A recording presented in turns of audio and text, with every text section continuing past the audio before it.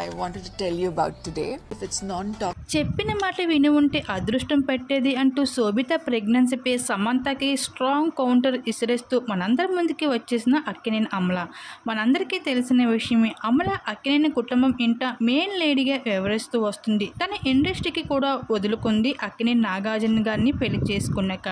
అదే పద్ధతిని కుటుంబం అంతా పాటించాలని, ఎప్పుడు అదే ఆనవతిగా వస్తుంది అంటూ ఎక్కువగా నమ్ముతూ ఉంటుంది అమల.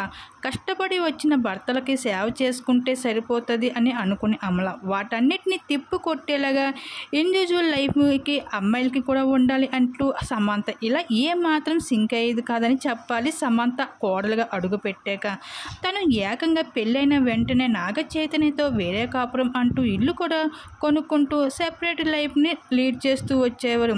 అక్కడే అసలు చిక్కు మొదలైంది.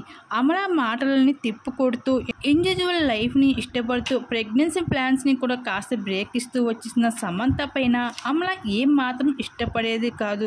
అలానే అక్కినేని కుటుంబం అంతా కలిసి విభేదాలు కూడా ఏర్పడుతూ రావడంతో నాగ చైతన్య సైతం శామ్ పైన కాస్త నెగిటివ్ పెంచుకుంటూ వచ్చేశారు. అక్కడి నుండి మొదలైంది శోభిత పరిచయం. అలా వీరిద్దరి మధ్యన ఉన్న గొడవలు రావడం, శోభిత పరిచయం మరింత అట్రాక్ట్గా అనిపించడం, అలా ఇంకా శోభిత అయితే నాగ చైతన్యకి దగ్గరయ్యి మొత్తానికి అయితే శోభిత అయితే నాగ చైతన్యాన్ని పెళ్లి చేసుకుని ఇప్పుడు అక్కినేని కుటుంబానికి వారసుని ఇవ్వబోతుంది త్వరలోని. ఇంక ఈ విషయం పైన అయితే అక్కినేని అమల అయితే రియాక్ట్ అవుతూ సమంతకి స్ట్రాంగ్ కౌంటర్ ఇవ్వడం జరిగింది. చెప్పిన మాట ఉంటే ఈరోజు ఆ అదృష్టం నీకు పెట్టేది, ఆ అదృష్టం నీకు లేదు అంటూ సమంతకి స్ట్రాంగ్ కౌంటర్ ఇవ్వడం జరిగింది అక్కినేని అమల.